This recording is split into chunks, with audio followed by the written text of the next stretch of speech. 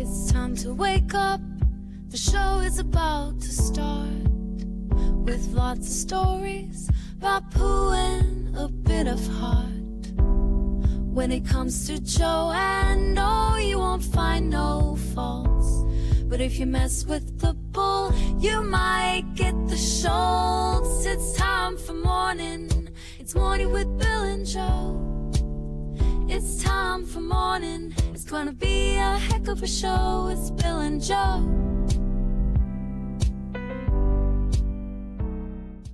Hello and welcome to Mornin' with Bill and Joe. I'm Joe.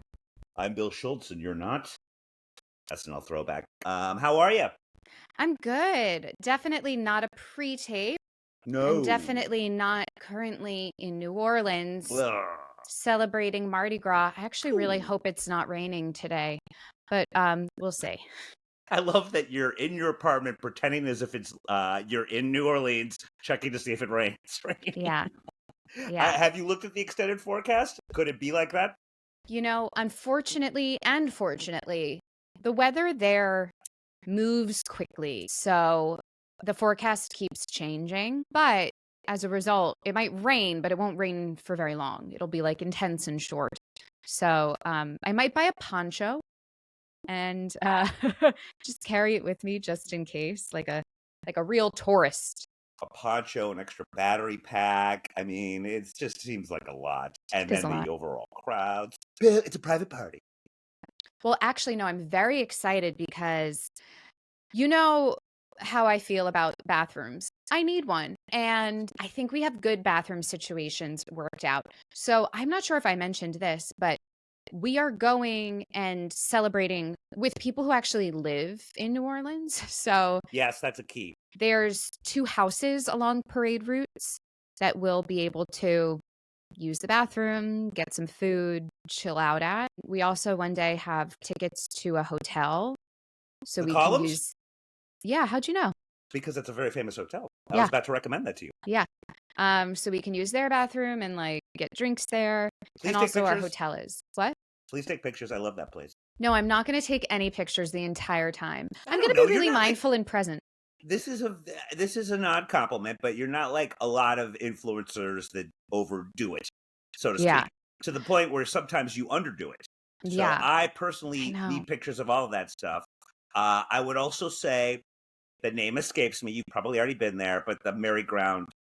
I'm sorry. Yeah, the Carousel Bar. Yes. That's And nice. that is in the Hotel Monteleone. Very nice. I went there. Goes very slow. Yeah, I went there for my 30th birthday. Didn't get a seat at the Carousel Bar. It's kind of underwhelming. Once you go, you're like, Yeah, it's oh, one of those just to say you've been there, cool. Yeah, like Café du Monde. sure. Yeah. Which is, I'm sure, is going to be incredibly packed the whole time I'm there. Excited to Columns is do. cool, man. I love that place. What is? The Columns is cool. Yeah. And it's off of Magazine Historic. Street, so you get to take the trolley, which is fun. Yeah, so I downloaded these apps. I'm not sure how the trolleys are going to be doing because of the parades. True. I don't know if service will be suspended or what they're doing, but we'll figure it out. A part of me really wants to vlog the trip just because I love watching vacation and travel like it. vlogs on YouTube. I like it. But yeah, I was kind of joking before, but there is a balance of wanting to be present and enjoying it and then getting content. And knowing me, I'm going to be holding the camera the wrong way. You know, if you're doing social media, you're holding it this way, vertical. But if you're doing YouTube, it's supposed to be horizontal. And it's like, it's too much. For my sake, I hope that you vlog because I like all that stuff. Yes, and I can't. It's been so long that I can't think of anything else to recommend. And I mostly just did basic bitch stuff, but still, the Columns is pretty classy. But yeah, it'll be fun, man. Yeah. I mean, a lot of our stuff is going to be like just hanging at people's houses and like chilling with locals, which I'm very excited for. Like every house is 200 years old, so you win. Yeah. 2 things I know I have to do. I have to go. There's this incredible spot in the Bywater called Bacchanal, and it's like a house with a huge backyard and like a stage for live music. and there's just lots of picnic tables. And the first floor of this restaurant house place is a wine and cheese shop. So you get your bottle of wine, you select your cheeses, you go up to pay, and they make you a charcuterie board with the cheese you just picked. And then you take your wine, they have buckets and ice outside, and you just serve yourself. And like, that is my dream, just drinking wine outside, getting gassy off of cheese. Like, what more do you want? Well, good thing you'll be outside. Yeah. Yeah. And then the second thing I have to do, I will leave the people I'm hanging with if I fear I'm running out of time. I have to go to the casino. It used to be Harrah's. Now it's a Caesars property. I need to do a little penny slot gambling. You can do that anywhere. No, but I'm going to be right there. Anywhere here, I have to travel. I'm already going to be. I'm in a 10-minute, 15 minutes walking distance to this casino. It's I gotta self-care. do it. It's self-care. It really is, though. Like, Yes. Douglas, you don't have to come. Friends, you don't You have don't to want join him me. to come. I will go by myself and Yes. spend a delightful hour or two just max betting. Well, mine would be, and another reason, be glad that I'm not there. I'm sure you are for multiple reasons. I still have yet to see the World War II museum that Tom Hanks is in. I haven't either. part. And Yeah. so if there's a day where I'm really sick of partying, which might happen, I'm there for a whole week. Oh, God, yeah. I might do that. The only day they're not open is on Mardi Gras Day, but Smart. they're open the other times. So, I remember only a little bit about World War II.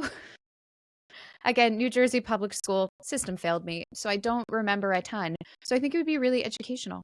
I agree, but it's also supposed to be like extra sensory amazing. So I think you will have a good time. But I'm very jealous. That sounds like so much fun. I am because I have a free place to stay. The only thing I have to look forward to now, and I've never been, is I'm visiting a buddy of mine who lives in Knoxville in March. And so if Where anyone has is any Knoxville? Knoxville, Tennessee. Okay. It's a hike, but kind of close to Nashville. I've never been, and they're super rich. So This is the friend who came to visit you and went on your walking tour? good memory. I'm impressed. Yeah, Yes, I listened. indeed. That's what inspired it. Yeah, that's and, great. Yeah, no, I'm looking forward to that. I like all that stuff, so that'll be good. When are you going? Sometime in March. I gotta look it up again. Yeah. Well, being as this is definitely not a pre-tape, Sure. let's just do evergreen stories anyway. Which is most of our stuff. This is a great talker. Getting dressed up. I thought you would like that one. Yes, especially because they mention in here traveling, plane attire, and I'm about to be on a plane. This is why don't people dress up to go out anymore? New York Times. Gosh, they really just have the pulse on the people, don't they? So Michael from Palm Beach, Florida says, when my wife and I go out, we always wear our best. I think it makes the experience more enjoyable. Haven't we lost something by abandoning all formality? Perhaps. So people don't dress up for the theater, the opera, work, or travel. Some airports look more like giant sleepover parties than transportation hubs. Yes. I would have to agree with that. But don't you add to that problem? I picture you just in like fucking Zubas at an airport. I will explain why once I finish this article. Linda Przybizowski, an associate professor of history at the University of Notre Dame, they have them there, wrote a whole book on this subject called The Lost Art of Dress. She traces the phenomenon back to the 1960s, when a generation of young people began questioning received rules and conventions. Before that, she said, rules of what to wear were actually a part of the home economics curriculum. There were lectures about the difference between appearing in public, which is covered up and formal, versus when to wear the less formal private attire. Also, the way to use clothing to differentiate between work time and evening time. Dressing up for events like the theater or even going out to eat was considered both a sign of respect for the performers or the chef and a way to have fun. Then there's been a cascading effect of getting more casual, starting with Casual Friday. That's when people would start wearing their, jeans to the office. And then all this was exacerbated by lockdowns of the pandemic, where really all dress codes went out the window. Okay, let me start with airports, with travel attire. I love seeing those old pictures of people on planes in the adorable outfits, the suit jackets. It doesn't even look like an airplane. But that's the main reason why. Airplanes now, we are packed like sardines. They are not comfortable. You are not traveling in style. No. So why would I be uncomfortable? I'm just going to be comfortable because it's freezing on the airplanes. I'm pressed up against the person next to me. And I want to be comfortable. So that's why, I still try to not wear anything like I don't actually wear pajama bottoms, but I might wear an athletic pant, something with an elastic waistband and a sweatshirt for Yes. layering. But like to sit for 4 hours in a pair of jeans and I can't move, that sounds awful to me. Yes, and it's just at this point, again, to your point about the way planes are now, it's the equivalent of getting dressed up for a Greyhound bus ride. Mm-hmm. What in the hell is the point? Yeah. Yeah. So I wouldn't say that my frustration lies in fashion. It's more just, I guess it would be the market. The market has decided Oh boy. that we value comfort over style, function over form. Well, I recall you being surprised that both Gino and I, and shockingly we didn't talk beforehand, wore blazers. I wasn't to surprised. Douglas was.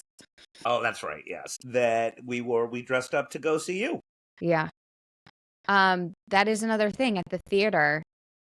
People really used to dress up, and yeah, it's just not the case. I would say I don't see a lot of like airport attire at the theater. I do think people are either coming from work or they're coming from dinner to see a show. So they do look a little nicer.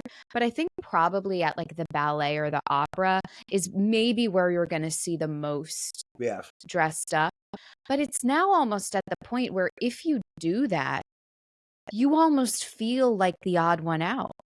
Mm-hmm. To overdress is now in really any scenario, to overdress is to be embarrassed, is to be like, Yeah. Oh yeah. I wish I was not wearing this, which is so shameful. I remember a rule growing up for me was if you don't know what to wear, always overdress and then say you have somewhere to go after if you feel out of place. But that you can't even use that anymore because like where are you going to go? No one is wearing unless you're going to a black tie wedding, No, you're right. Yeah, and like well, and I wore a Granddad Original, a tweed coat that I got after he left us, and that I had tailored so it fits and all that. Probably goes back to 60s, badass. Brooks Brothers. And a nice collared shirt and a sweater when I went to Keen's Steakhouse last weekend. Oh, See yes. how I used the time to say last weekend? And I remember thinking, because of course I got there a bit early, I went there to see the great Jim Downey, who was in town for the Saturday Night Live 50th. He is a legendary, he wants to come on the show, by the way. He is a legendary, been there on and off since the late 70s. So boy, he's got some stories for Saturday Night Live, and he is just sort of the Rosetta Stone of comedy. If you ever listen to any of those podcasts that I do, oftentimes either Saturday Night Live adjacent, but what isn't, or just about Saturday Night Live, it's a good drinking game because you will hear Jim Downey's name way more than once. I was there with the great, who has been on Morning, the great reporter George Gurley, and I always know he dresses nice. And his friend, who is a reporter, her name escapes me, for the Times, I think. And I didn't know how Downey was going to dress, and then his girlfriend, and they were all just really nice. And so I thought I was going to be, to your point, overdressed, and that maybe not with Gurley, but everyone else. And no, everyone was, dressed pretty good. Yeah. Unfortunately, I wasted my entire Christmas gift, which was a $200 gift certificate to Keen's. That's why I suggested it. I had wasted the entire thing on that dinner, even though it's not You like I shouldn't paid. say wasted it on that. Well, I like doing it in bits and pieces. No, I I like going there a understand, couple but, times, yeah. But and normally just at the bar, I don't eat anything. But Well, shocker. I was gonna take Gino there. I was like, "Do you want to just drink at Keen's?" And he's like the only friend of mine that would be like, "Yeah, forget about the steak, let's do it." But there was a lot of food, and that 250, man. I think I helped pay for everyone else a little bit, but that 250 gift certificate, good. Yeah. I mean, it was an expensive meal, but it's great because I don't even know when the next time I'm gonna ever be there. And yeah, what a cool it was crowd. the experience that you paid And for. I will give you a little bit of gossip. I did not ask the right questions because I sometimes feel like he's probably sick of talking about Saturday Night Live. He also wrote for Letterman. He's got just a hell of a resume. But, you're always asking for bad guests. And I recall him actually having a good show. But this surprised me because I find him to be delightful in interviews. Jeremy Irons was one of Downey's least favorite guests ever on Saturday Night Live. You always have to preface the question with, aside from Steven Seagal, because he's been legendary, known to be the worst guest ever on Saturday Night Live. Okay. So, besides Steve, he's like, well, this will surprise you. And Jeremy Irons, I think, is a great actor. And I thought that I remember his Saturday Night Live. I remember thinking it was very good, but apparently he was extremely difficult to work with. Wait, I have to look him up because I'm not sure if I'm thinking of the right person. Oh, yeah. Oh, interesting. Yeah. So that, oh my I God, had more gossip, but we had a lot of He was great wine. in Watchmen on HBO. Yeah, and he was also, I thought, brought very much some gravitas to it. The controversial Justice League Snyder versions, all this stuff with the DC universe. Yeah. He played Batman's butler Alfred in that. Oh, and he was very good. Yeah, so there you go. There's a little bit there for you. Huh. He also had and you can see this online, for a while, he looked a bit like a badass because he was wearing an eye patch. And the reason that he got an eye patch, which was hilarious, and we made fun of him, was because he's very good friends with Bill Murray. And he was helping him rehearse a sketch that Bill Murray had on this SNL 50th. And the sketch hilariously was just like Bill Murray at a desk ranking his favorite Weekend Update host. That was it. So not exactly a lot of stunt-filled things going on here, Joe. Yeah. But he was leaving the stage after going over some notes or whatever, full-on face plant. And it was like, yeah, he really screwed up his eye, but he healed pretty quick. And so he did not have it on when we were on there. But for a while, I'm like, it's like, what, is this something very bad? Is he going blind or everything? But he was fine then. But he, for a while, looked like a Wall Street type pirate. Didn't look like he was on the ship a lot, What's interesting, bringing it back to the fashion conversation, it could be a fashion statement, an eye patch. Oh, there's a part of me that wishes I had like a distinct style. I mean, I don't. I just, is Old Navy a style? Because then that's me. That's yours. But, I think it might even be easier for men. Because it's What's my style, Joe? Well, you should perhaps. I mean, really, your style is like flip-flops. That's your definable trait. Yes. Well, so bunions overall. But yes, flip-flops, yes. But some people wear like a bow tie or suspenders or, the way I'm describing this, you could tell you wouldn't want to be friends with these people. But at least there's, you have a thing. You have a thing. And that can then help you if you're unsure of you're going to dinner with friends. Oh, what's the attire? What should I wear? If you always wear a bow tie, that expectation is set, Well, I love that you said that because we would have Tucker Carlson on Red Eye. This is a show that Joe and I used to work with for new viewers on Fox News a while back. And Tucker would be on there a good amount. And it would always be a go-to the point I kind of felt bad for him. I don't feel bad for him for anything anymore. But, Tucker and I got along back in the day. And he had stopped wearing bow ties for a while at that point. But just the commercial breaks and stuff, people would want to just talk about him with something. And 9 times out of 10, what would they ask about? Yeah, the bow ties. The bow tie. And he's just like, his go-to response would always be, you have no idea the overall poor sentiments and vitriol a bow tie brings people. He's like, after a while, I just couldn't deal with it anymore. Like he would be on CNN every time the bow tie, and it brought so much venom, Joe, that he could not take it anymore. Yeah. Sort of similarly, Kat, who I worked with for a while at Fox, the glasses, I don't know, now we're older. I don't know if she needs them now, but they were fake. She didn't need them then. They were fake.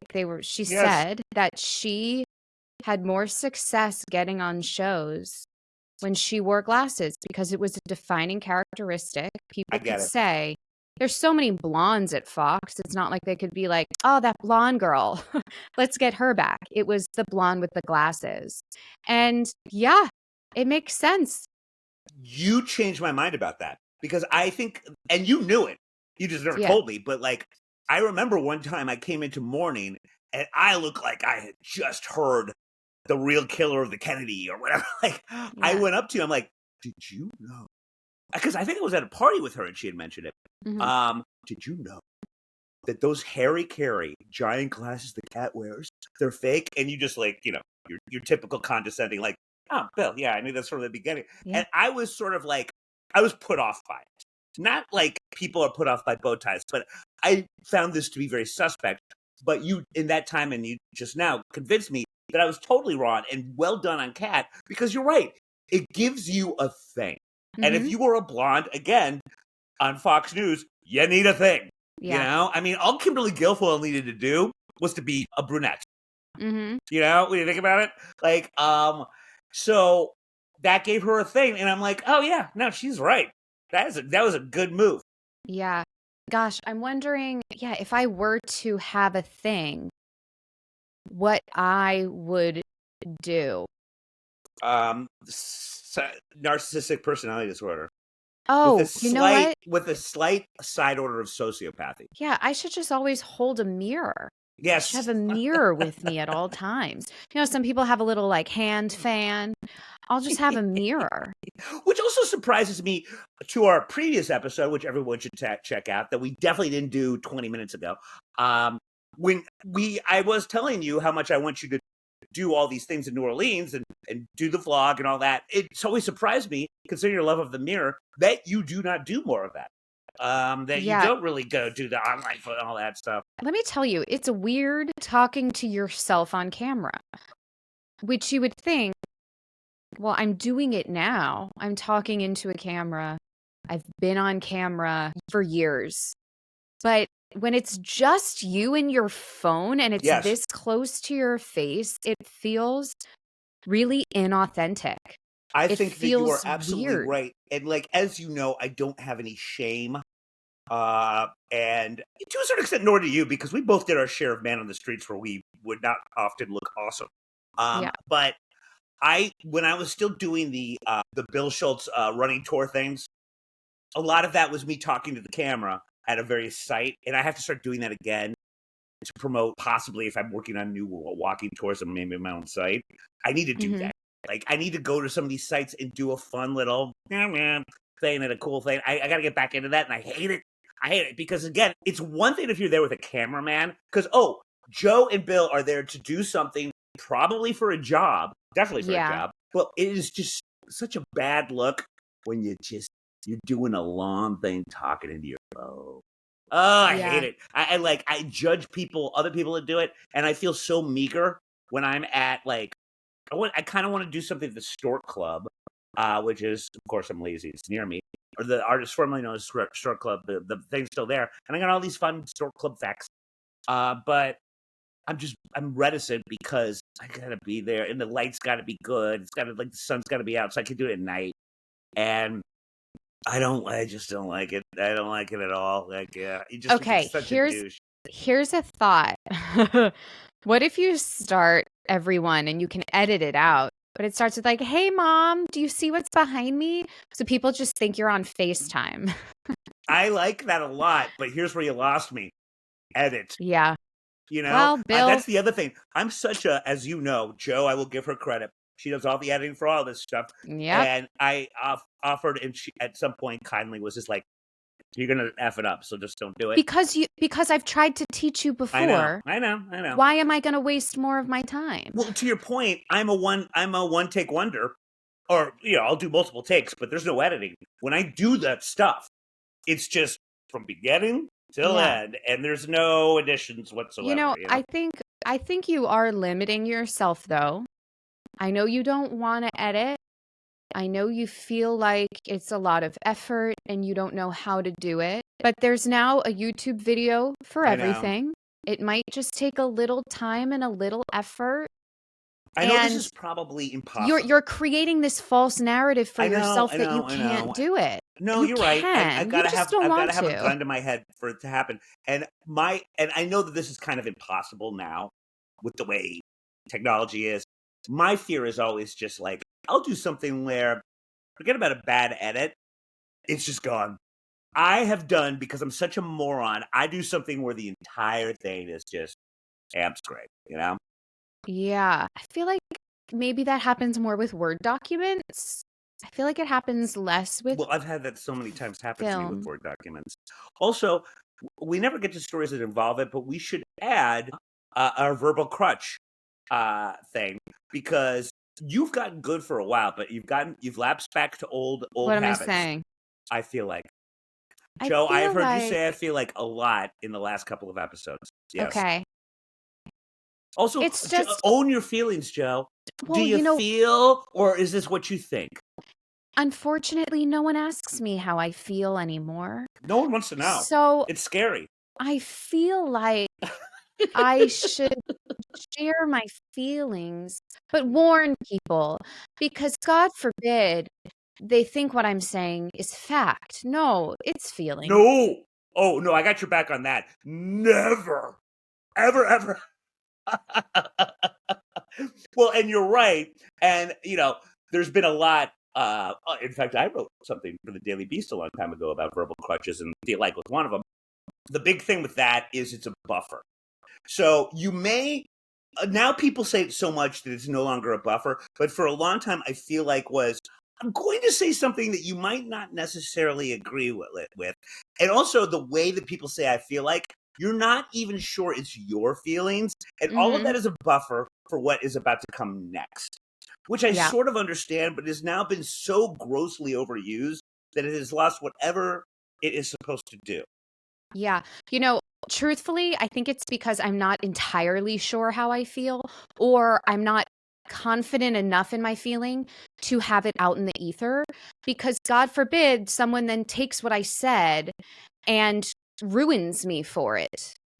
So it's actually me trying to figure out in my brain if I am committed to this feeling. Well, okay, you're absolutely right. And I remember how there would be almost memes about this, but again, I think you might have been too young, about how Brad Pitt would become every girl that he dated. Yes. Like he had with the his same hair haircut. and style. And then he started getting the tattoos when he was with Angelina Jolie. Yeah. And they would draw like a T. Every girl that he dated, he would dress like that. Yeah. Well, I never had it that bad, but I would develop some tics if I was dating a girl. And I don't have that out because it always shocks people that I dated girls. But one of them would be, I would always be happy when I would get, like is a bad one. I still say that a good amount. But I I'm a hypocrite. I used to say I feel like all the time. And I would be happy when it come out of my system. But if I was dating a girl that would use it, which is every girl ever, all the time, it would come back into my vernacular. So, normally it would be good things. This girl would have a much better habit than I did. Whether it's clean up after yourself for A, B, or C or whatever, I would start doing that. So that's a good thing. I feel like it's not a good thing. And I would start saying it again after I'd worked so hard to get it out of my verbal crutch repertoire. Yeah. There's more too. What else do they say? Oh God. This is when I hang out too much with my gays. This is horrible. Girl. And I would say it ironically, but Joshua would preface girl with everything. And I'd hang out with Joshua for a weekend. I'd start saying that. Of course, as a joke. But yeah, oh boy. Yeah.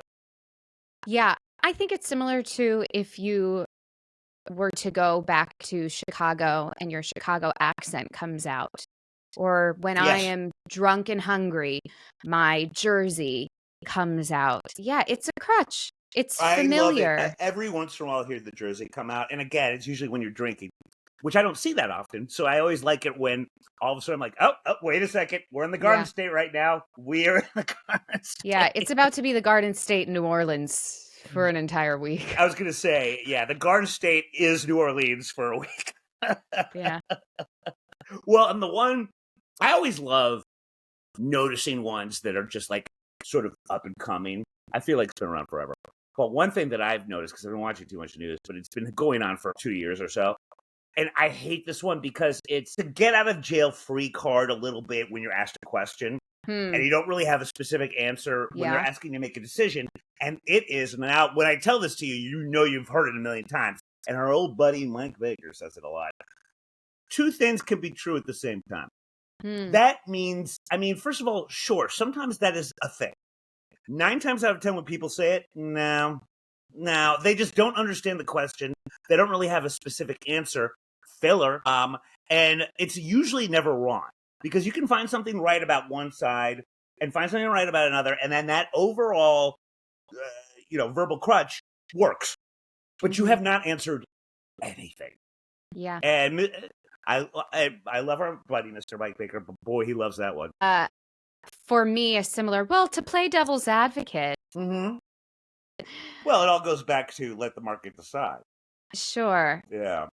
Yeah. Oh, God. Bethany Frankel recently in a TikTok says that she doesn't like that. The market shouldn't decide.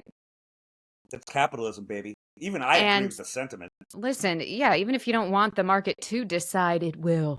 It will. Just like my book has decided to be a bestseller. No, it did. It decided. I didn't decide it. It decided. Normally, Joe, 2 things can be true at the same time. This is verifiable in the sense that only one thing is true, and it is not that.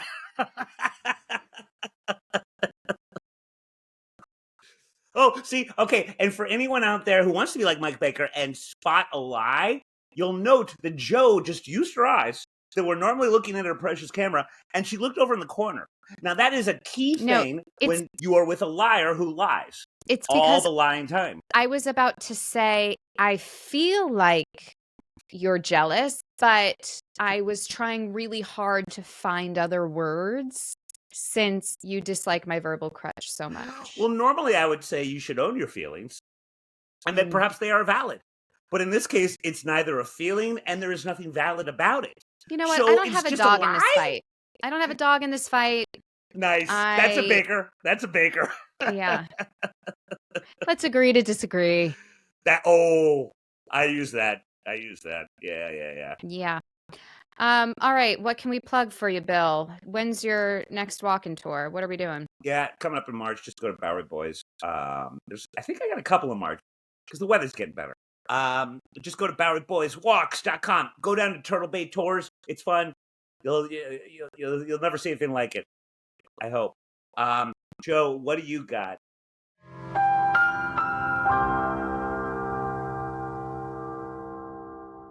Okay, as this episode is airing, I potentially have already won thousands of dollars at the casino in New Orleans. That's what I'm hoping for. Gosh, really, I'm hoping. I feel like you're on a journey where hope happens, but I also feel like that hope won't even help you as far as the scenario is concerned. Yeah. Let's hope I'm drunk. That's all. That I guarantee you. You don't even. Yeah. That's a fact. Yeah. That's not even a feeling. I'm really gonna have to pace myself. Yes, you are. All right. Well, thank you all for tuning in. We will see you next week with special guest Mike Baker. Speaking of, I bet he's gonna have a dog in that race. Hey, he probably won't. And if he does, I hope it's a Great Dane. All right. Bye, all. I'm sure glad that's over. That's all for this episode of Mornin' with Bill and Joanne. I wasn't even listening. I was listening to podcasts. Shut up, Bill. Subscribe to the show on Apple, Spotify, or anywhere you get podcasts. Yeah, I wasn't listening either. Very nice, Joanne. Touché. For videos of this and other episodes, go to @MorninBillAndJoe on YouTube. Bill, put the sword down. Run, Joanne, run! like, subscribe, and turn on notifications. We would do it for you.